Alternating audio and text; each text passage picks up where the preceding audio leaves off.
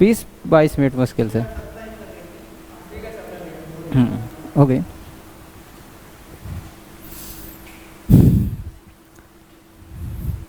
नमस्कार दोस्तों, आपके अपने प्लेटफॉर्म हेलो सर पर आपका स्वागत है।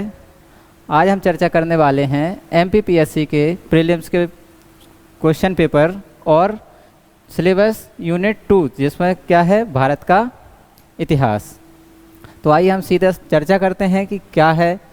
तो आपका यूनिट 2 में दिया है भारत का इतिहास। उसकी पहला टॉपिक अपना आता है प्राचीन एवं मध्यकालीन भारत के इतिहास की प्रमुख विशेषताएं, घटनाएं और उनकी प्रशासनिक, सामाजिक, आर्थिक विशेषताएं। तो यहाँ पर यदि हम देखें कि इतिहास में मुख्यतः हम देखते क्या हैं, तो महत्वपूर्ण घटनाएं हमको देखनी होती हैं, क्योंकि इतिहास में हम किसी चीज़ को स्थान तभी देते हैं जब उसका कोई इम्पोर्टेंस हो। तो यदि हम इतिहास को देखें तो हमको 3 भागों में इतिहास में हम बांटते हैं भारत का।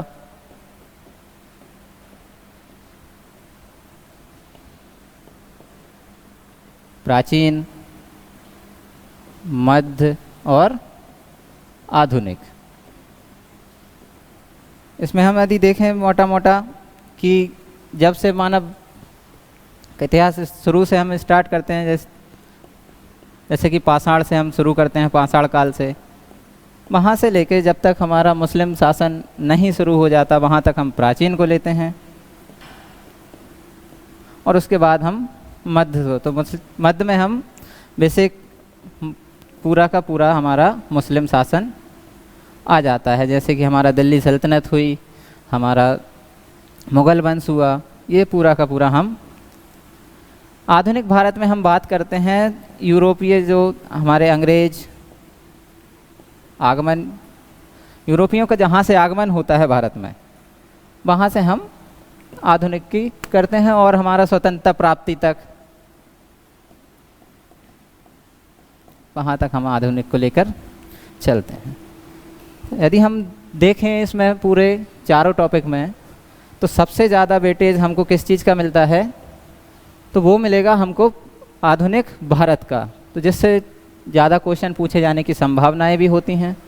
प्राचीन और मध्यकालीन भारत में हम देखेंगे महत्वपूर्ण राजवंश कोई हो सकता है, उसका कोई राजा हो सकता है,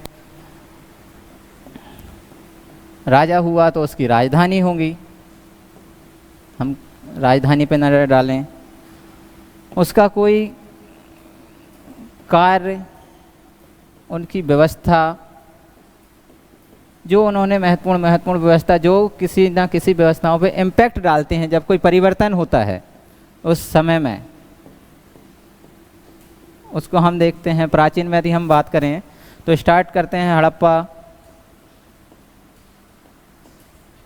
उसके बाद हमारा वैदिक सभ्यता, महाजनपद काल हुआ, चाहे मौर्य वंश हुआ, जैनिज्म, बुद्धिज्म और गुप्त। तो इस तरह हम सभी चीज़ों को साथ में लेके इनको देखें। उसके साथ ही साथ हम यदि बात करें तो इसमें हमको देखना होता है, सब कुछ राजा रहे तो उसमें दरबारी रहे होंगे उसके, जहाँ कोई पुस्तक मिल जाएंगी हमको, उसका लेखक मिल जाएगा और उसमें क्या क्या हमको जानकारी मिलती है, उसकी जानकारी हमको इस पुस्तकों में मिल जाती हैं। आगे यदि हम बात करें 19वीं और 20वीं शताब्दी में सामाजिक धार्मिक सुधार आंदोलन। तो माय डियर फ्रेंड्स, 19वीं और 20वीं शताब्दी में हमारा आधुनिक भारत का पीरियड है। इसमें हम देखेंगे कि किसने इनको शुरू किया, क्यों इनकी आवश्यकता हुई, क्या क्या इसमें रहा, क्या क्या कार्यक्रम हुए सुधार आंदोलन में, क्या होता है। कि जैसे कि हम राजा राम मोहन राय की बात कर लें, वहाँ पर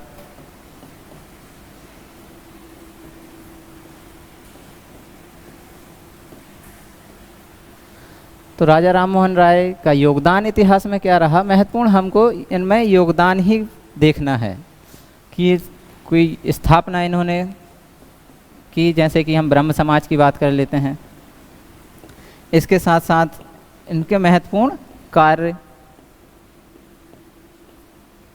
कि विधवा विवाह हुआ, इस पर रोकने के लिए उन्होंने उसको बढ़ावा देने के लिए उसको बढ़ावा देने के लिए, सती प्रथा बंद करने के लिए उन्होंने जो योगदान दिया भारतीय समाज में, उसकी हम चर्चा करते हैं। इसी प्रकार से हम देखें तो कई नेतृत्वकर्ता मिलेंगे। ब्रह्म समाज हुआ, प्रार्थना समाज हुआ, आदि ब्रह्म समाज जैसे देवेंद्रनाथ टैगोर, स्वामी विवेकानंद, इस तरह के हमें महत्वपूर्ण व्यक्तियों को, उसके कार्यों को, इनको देख के चलना है। आगे वाले यदि हम टॉपिक की बात करें तो स्वतंत्रता संघर्ष और भारतीय राष्ट्रीय आंदोलन। तो माय डियर फ्रेंड्स, यहाँ पर हम किसकी बात करेंगे? जो किसी भी प्रकार की स्वतंत्रता संघर्ष, किसी भी प्रकार के हमने जो संघर्ष किए स्वतंत्रता पाने के लिए, जैसे कि कोई आंदोलन हुआ, 1857 की क्रांति हुई, बहुत सारे विद्रोह, सैनिक विद्रोह हुए, जनजातीय विद्रोह हुए, किसान विद्रोह हुए, तो इन सभी पर हम इसमें चर्चा करेंगे। भारतीय राष्ट्रीय आंदोलन की यदि हम बात करें तो इसके सेंटर में हम देखते हैं तो कांग्रेस हमको मिल जाती है। कांग्रेस और महात्मा गांधी से संबंधित जितने भी आंदोलन रहे हैं फिर हमारे, जैसे कि हमारा खिलाफत आंदोलन हुआ, सविनय अवज्ञा आंदोलन हुआ, बंगाल विभाजन आंदोलन हुआ, सब भारत छोड़ो आंदोलन हुआ, तो इस प्रकार की चीज़ें हमको इसमें देखते हुए चलनी है। इससे कई क्वेश्चन आपसे पूछे गए हैं जिसमें हम बात भी करेंगे आगे। और आगे देखें तो राष्ट्रीय, चौथा है स्वतंत्रता के पश्चात भारत का एकीकरण और पुनर्गठन। तो स्वतंत्रता के बाद की चीज़ें हम इसमें देखनी है, जैसे कि 1947 में हमारा देश आज़ाद हुआ, उसके बाद से आज तक हमने किस प्रकार से हमारे भारत को पुनर्गठित किया, कि हमारी बहुत सारी रियासतें जो रहीं, तो रियासतों का एकीकरण सबसे बड़ी समस्या हमारे लिए उस समय रही। उसके एकीकरण में किसका महत्वपूर्ण योगदान रहा, किसने उसको, विभाग से कई बार पूछ लिए जाते हैं कि उसका विभाग किसके पास था, जैसे कि सरदार वल्लभ भाई पटेल का योगदान उसमें हम कई बार देखते हैं। इसके साथ कि जब स्वतंत्र देश आज़ाद हुआ तब हमारे पास राज्य कितने थे, केंद्र शासित प्रदेश कितने थे, और आज के समय में कितने प्रदेश हैं, और उनको कैसे कैसे हमने भारत में मिलाया, किसी को जनमत संग्रह द्वारा, किसी को विलय पत्र के द्वारा, किसी को सैनिक कार्यवाही के द्वारा। तो इस प्रकार से हम देखेंगे कि ये कैसे हमारे भारत में मिले। अब देखते हैं, हम आए हुए प्रश्नों की चर्चा कर लेते हैं माय डियर फ्रेंड्स। पहला हम देखें तो प्राचीन और मध्यकालीन भारत से क्या क्या क्वेश्चन आया हुआ है। तो 2020 का क्वेश्चन है कि बिंदुसार के शासनकाल में अशोक ने अवंती महाजनपद जीतकर मौर्य साम्राज्य में मिला लिया था। इस ग्रंथ का, इसका उल्लेख किस ग्रंथ में मिलता है? तो ये सीधा सीधा बुक से क्वेश्चन है। जब हम किसी इतिहास को पढ़ते हैं तो सबसे मुख्यतः होता है उसमें स्रोत, कि हमको इतिहास की जानकारी कहाँ से मिलती है। तो यदि हम बात करें तो स्रोत हमारे दो प्रकार के हो जाते हैं। एक हो जाता है हमारा पुरातात्विक स्रोत, दूसरा हो जाता है साहित्यिक स्रोत। पुरातात्विक यदि हम बात करें तो कोई अभिलेख हो सकता है, कोई सिक्के हो सकते हैं, कुछ मोहरें हो सकती हैं, कुछ बनाए हुए स्मारक हो सकते हैं। तो ये चीज़ें कि हम पढ़ाई करेंगे तो किसमें? पुरातात्विक। साहित्यिक की यदि हम बात करें तो साहित्यिक लिखित साक्ष्य जो हमको प्राप्त होते हैं, चाहे वो धार्मिक साहित्य हो सकता है, धार्मिक से हटकर कोई साहित्य हो सकता है, कि कुछ दरबार में कवि रहे, यदि कोई साहित्य लेखक रहा तो उसने क्या इतिहास लिखा है। जैसे कि हम बुक मिलती है हमको अर्थशास्त्र। यदि हम धार्मिक साहित्य की बात करें तो हम हिंदू धर्म का साहित्य जो हुआ, वेद हुए, पुराण हुए। इसके साथ ही यदि हम देखें तो जैन धर्म की कुछ बुक्स हैं, बौद्ध धर्म के कई सारे ग्रंथ हैं, त्रिपिटक हुए। तो इनकी चर्चा हम साहित्यिक स्रोत में करते हैं। आगे बढ़ते हुए यदि हम देखें तो हमको क्या मिलता है, नेक्स्ट क्वेश्चन, चचनामा। चचनामा के अनुसार 6वीं-7वीं शताब्दी में सिंधु देश की राजधानी क्या थी।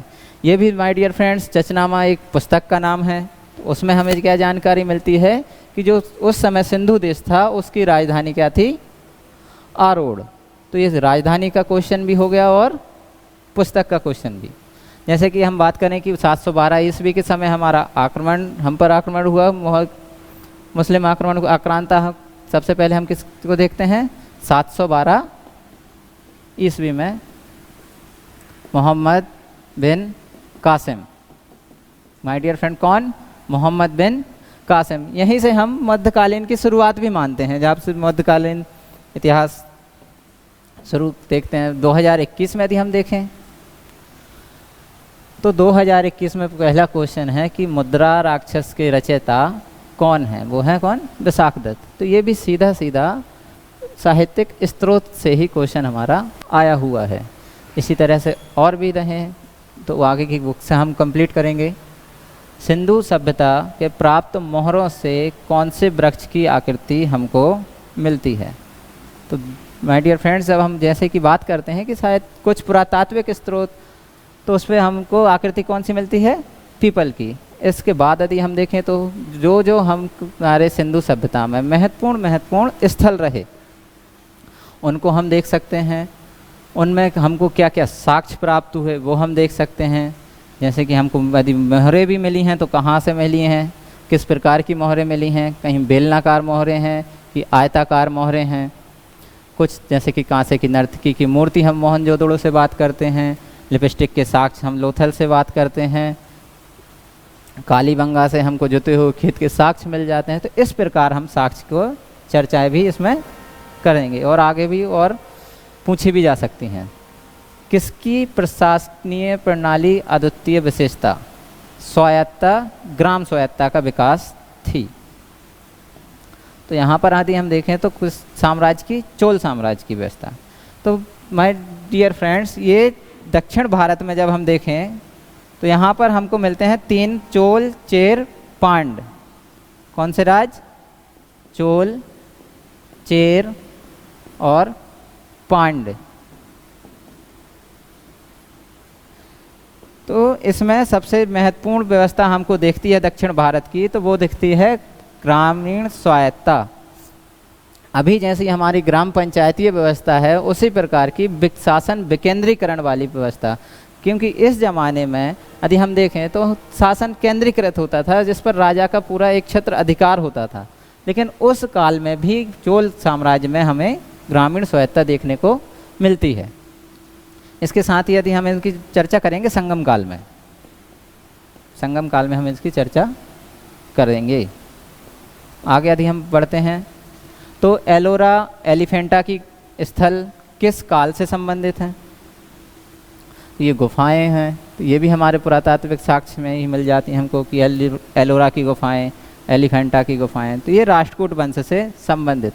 माय डियर फ्रेंड्स जब हम किसी चीज़ को देखेंगे इतिहास में तो ये या तो किसी ने उसको बनवाया होगा तो उसका निर्माण हमको देखना है, कब हुआ, कहाँ है और किसने कराया है, और ये संबंध किससे रखता है। ये भी चीज़ ये भी आ जाती है कि वो धार्मिक संबंध की है कि राजनीतिक परिप्रेक्ष्य में बनाई गई थी।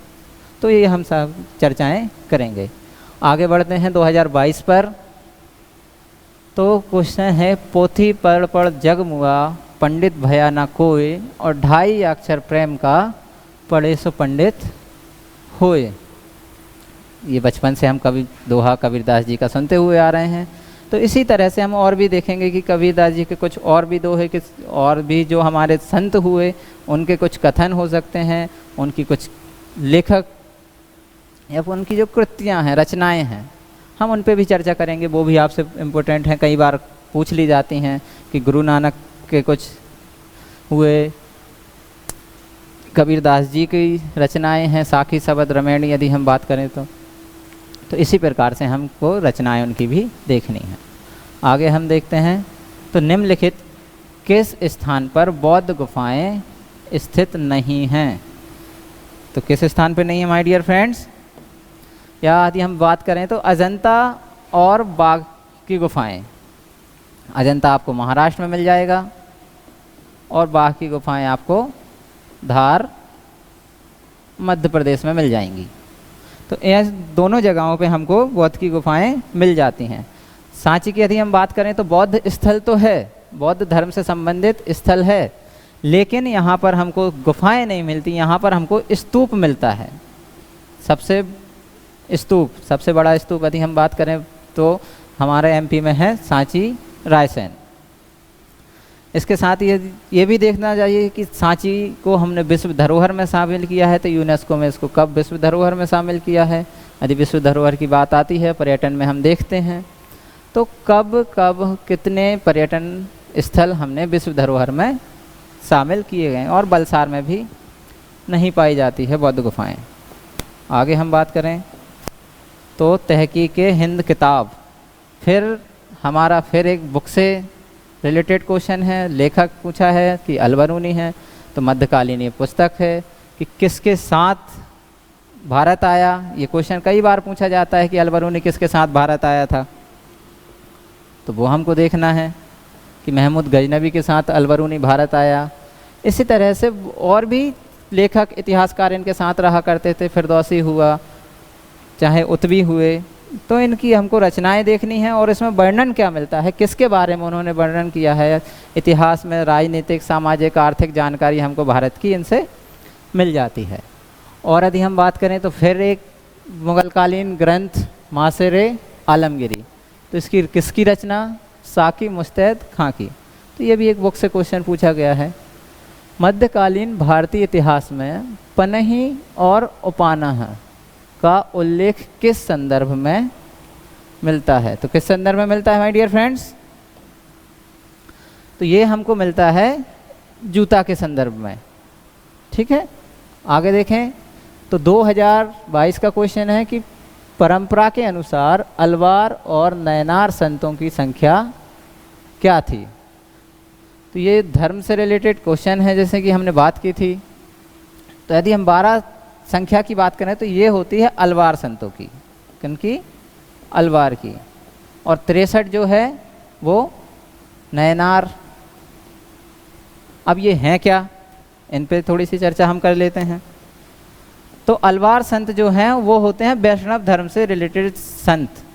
कहाँ से, वैष्णव धर्म। और जो नयनार संत हैं वो शैव धर्म से संबंधित हैं।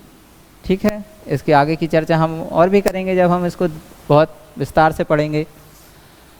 अब हम देखते हैं कि भारत का इतिहास में 2.2 जो हमारी 19वीं और 20वीं शताब्दी से क्या क्या क्वेश्चन सामाजिक धार्मिक सुधार आंदोलन से क्वेश्चन आए हैं। तो जैसे हमने चर्चा की है 2020 में आदि ब्रह्म समाज की स्थापना तो किसने की थी, देवेंद्रनाथ टैगोर। तो माय डियर फ्रेंड्स, जैसा कि हमने चर्चा हुई थी हमारी कि हमको किसी जो संस्थान है उनकी स्थापना देखनी है, उनको संस्थापक देखना है कि कब उन्होंने स्थापना की, कहाँ उन्होंने स्थापना की, उनके उद्देश्य क्या क्या रहे और किस प्रकार की उनकी कार्य पद्धति रही। 22 में देखें तो प्रार्थना समाज की स्थापना कहाँ हुई, तो वो महाराष्ट्र में हुई थी। तो इसी प्रकार के हम आगे बढ़ते हैं तो परमहंस मंडली, इसकी भी स्थापना कहाँ, महाराष्ट्र में हुई। तो ये स्थापना से क्वेश्चन हमारे ज़्यादा पूछे जा रहे हैं, तो जाहिर सी बात है उसका नेतृत्वकर्ता भी हम ध्यान में रखेंगे और हम इसके साथ ही उनकी कार्य पद्धतियों को भी नज़र डालेंगे। विजयनगर साम्राज्य की स्थापना किस वर्ष में हुई थी, तो किस वर्ष में हुई थी, 1336 में। यहीं यदि हम देखें तो हमको यहाँ पे कालानुक्रम थोड़ा ध्यान में रखना होता है, क्योंकि इतिहास में क्रोनोलॉजी थोड़ा ज़्यादा महत्व रखती है कि किस शासक के बाद कौन कौन आया। यदि हम मध्यकाल की भी बात करें तो मध्यकाल में सीधा सीधा है कि पहले हमारी मुगल दिल्ली सल्तनत, उसके बाद हम बात करें तो हमारी मुगल सल्तनत, और इसी के बीच में दिल्ली सल्तनत के बीच में हमारा विजयनगर साम्राज्य की स्थापना होती है, जो हरिहर और बुक्का जी प्रथम मिलके करते हैं। तो वो कब हुआ था, 1336 ईस्वी में। आगे चलते हैं तो नेक्स्ट क्वेश्चन है हमारे स्वतंत्रता संघर्ष और भारतीय राष्ट्रीय आंदोलनों से। तो इसमें क्या क्या क्वेश्चन आए हैं।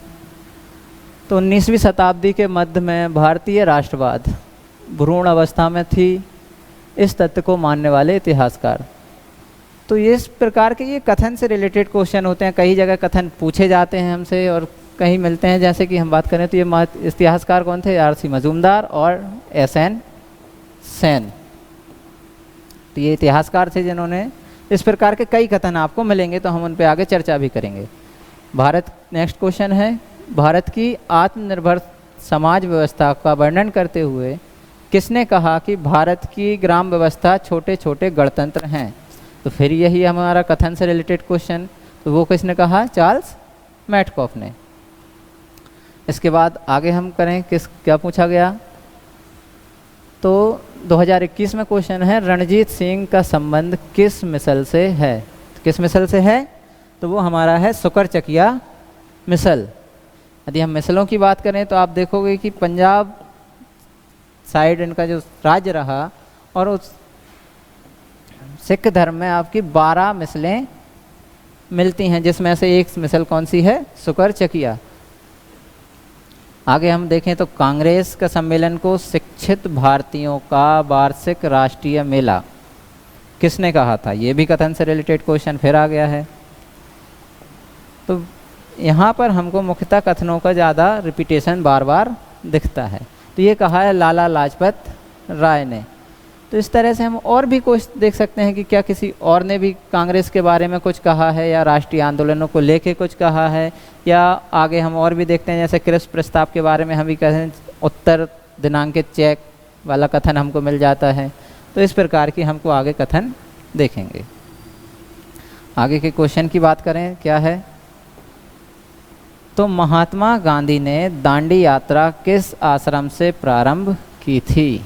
तो दांडी यात्रा यानी कि आपका सविनय अवज्ञा आंदोलन से रिलेटेड क्वेश्चन, वहीं से हम देखते हैं। तो कहाँ से शुरू की थी, साबरमती आश्रम से। कई बार हमसे ये समय पूछ लिया जाता है, समय यानी कि 6 अप्रैल 1930 कब स्टार्ट हुई थी, 6 अप्रैल 1930। और इसमें हुआ क्या कि गांधी जी ने नमक कानून तोड़ा और सविनय अवज्ञा आंदोलन की शुरुआत की थी। इसके बाद हम बात करें तो डलहौजी का व्यक्तिगत सिद्धांत के अंतर्गत विलय किया गया प्रथम राज्य कौन सा है। तो क्या है, व्यक्तिगत सिद्धांत, जिसको हम सामान्य भाषा में क्या देखते हैं, हड़प नीति। तो लॉर्ड डलहौजी की हड़प नीति में सबसे पहले जो राज्य मिलाया गया वो था सतारा। तो हमको इसका थोड़ा क्रम भी देखना है कि सतारा है, जैतपुर है, संबलपुर है, बाघात है, नागपुर है, झांसी है। तो इनको हमको देखना है कि ये कब कब ब्रिटिश साम्राज्य में विलय इनका हुआ है।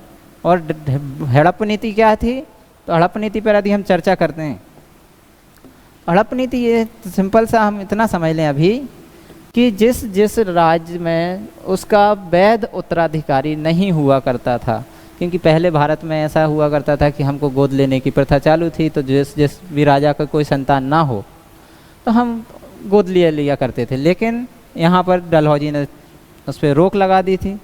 सीधा है कि आपको अगर वैध उत्तराधिकारी है तब तो आपका राज्य आपका है, नहीं तो ये ब्रिटिश साम्राज्य में मिला लिया जाता था। आगे देखें 2022 में क्वेश्चन क्या पूछा है, तो चंपारण सत्याग्रह से है कि दौरान नील की जो खेती है किस नाम से पहचानी जाती थी। तो माय डियर फ्रेंड, किस नाम से पहचानी जाती थी, तिनकटिया पद्धति के नाम से। तो तिनकटिया पद्धति क्या होती है, तो उस पर यदि हम देखें तो तिनकटिया पद्धति है कि बंगाल क्षेत्र में 3/20 भाग पर आपको नील की खेती करनी पड़ती थी, जिसको अंग्रेज अपने मनमाने दाम पर खरीदा करते थे। तो इस तरह से यदि हम देखें तो कोई विद्रोह जो हो रहा है या सत्याग्रह जो हो रहा है, तो उसका हमको कारण ध्यान में रखना है कि कारण क्या है, उसका नेतृत्व किसने किया और उसका परिणाम क्या हुआ। तो इन बेसिक टॉपिक पर हमको चर्चाएं करनी हैं। आगे हम देखें तो संताल विद्रोह का प्रमुख नेता कौन था, तो ये सिद्धो। तो वही बात है कि नेतृत्व से हमारा फिर से क्वेश्चन है कि किसने नेतृत्व किया। बस ये है कि हमको क्षेत्र भी देख लेना है कि कहाँ कहाँ पर ये रहा। जैसे कि यदि हम संथाल विद्रोह की बात करें तो ये झारखंड संथाल परगना है जो है उस पर हुआ। नेक्स्ट है भारत छोड़ो आंदोलन किस तिथि को शुरू हुआ था। तो ये डिलेट क्वेश्चन हो गया था ऑप्शन की वजह से, तो हम इस पर चर्चा है बाद में करेंगे कि कब हुआ था। आगे हम बात करें तो और नेक्स्ट क्वेश्चन क्या है, 2020 से 1857 में लंदन में प्रकाशित होने वाले समाचार पत्र टाइम्स के संवाददाता कौन थे, जिन्होंने लिखा था उत्तरी भारत में गोरे आदमी की गाड़ी को कोई भी मित्रतापूर्ण दृष्टि से नहीं देखता था। तो ये कब का है, 1857 का। तो ये किसने लिखा है, WH रसेल ने। तो जाहिर सी बात है 1857 की क्रांति के समय कोई भी अंग्रेज़ों को अच्छी नज़र से तो नहीं देख रहा होता है कि नहीं। 2000 इसके बाद बात करें 2.4 में क्या है, स्वतंत्रता के पश्चात भारत का एकीकरण और पुनर्गठन। तो स्वतंत्रता आंदोलन से हमारी जो स्वतंत्रता प्राप्त हुई उसके बाद हम देखें तो 2020 का क्वेश्चन है 1926 के राज्य पुनर्गठन अधिनियम 56 के कितने राज्य के संघीय क्षेत्रों की व्यवस्था हमने की थी। तो 14 राज्य और 6 संघीय शासित प्रदेश। तो यहाँ हम देख लेते हैं कि जब हमारा देश 1947 में आज़ाद हुआ था तब हमारे राष्ट्र कितने भागों में बांटे थे। तो हम वहाँ देखते हैं कि कुछ A, B, C और D 4 भागों में हम राज्यों को बांट देते हैं, जिसमें अंडमान निकोबार द्वीप समूह को हम रखते हैं D भाग में, और इस प्रकार से कुछ रियासतों को A, B, C भाग में हम बांट देते हैं, जिसकी चर्चा हम आगे विस्तार से करेंगे। ठीक, इसके बाद यदि हम आगे इनके चलते हैं तो क्या देखना है हमको, जो आगे जाके पूछा जा सकता है, जैसे कि हमने किस राज्य को कब मिलाया और कब वो बना। जैसे हम देखते हैं कि हम बम्बई को अलग करके बम्बई को अलग करके हमने 2 राज्य बना दिए थे, एक महाराष्ट्र और एक गुजरात। ये 2 राष्ट्र हमने राज्य बना दिए। इसी प्रकार से हम आगे जाके तो गोवा हमारे भारतीय में मिलता है, लेकिन वो से पुर्तगालियों से हमने उसको छुड़ाया। तो इस प्रकार से कब कब पुनर्गठन हुआ राज्यों का और कब कब उनकी सीमाओं में हमने परिवर्तन किया है। जैसे कि 2000 MP की यदि हम बात करें तो 1 नवंबर 2000 को उसकी सीमाओं में पुनर्गठन हुआ और छत्तीसगढ़ का गठन। तो इस तरह की क्वेश्चन आपसे पूछे जा सकते हैं। आगे बढ़ते हैं तो भारतीय रियासतों के शासकों के विशेष अधिकार और प्रीवी पर्सों की समाप्ति कब हुई।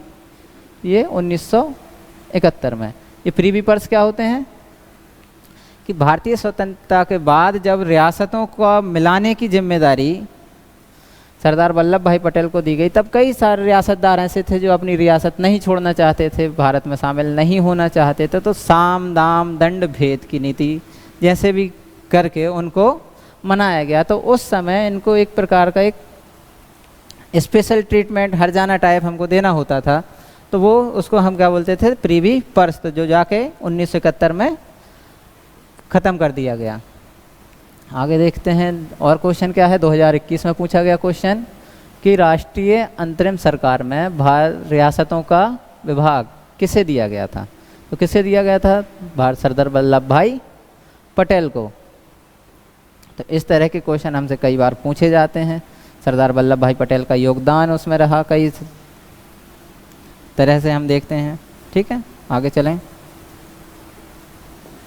तो ठीक है। तो ये थे हमारे 2020, 21 और 22 में पूछे गए क्वेश्चन। तो इनसे ही हम आगे का अंदाज़ा लगा सकते हैं कि अगर 20 में हमसे क्वेश्चन इस प्रकार से पूछे गए, 21 में पूछे गए, 22 में पूछे गए, तो 2023 में किस प्रकार के क्वेश्चन हमसे पूछे जाएंगे। तो माय डियर फ्रेंड्स, हमारे साथ जुड़े रहिए, हम आपको बिल्कुल मदद करेंगे कि आपका इस बार एग्ज़ाम पूर्णतः 100% संभावना बने कि वो हमारे निकलें। ठीक है, तो आशा करता हूँ कि आज की जो हमारा चर्चा रही वो आपके लिए यूज़फुल रहेगी और हम आगे की तैयारी अपनी बेहतर कर पाएंगे। धन्यवाद।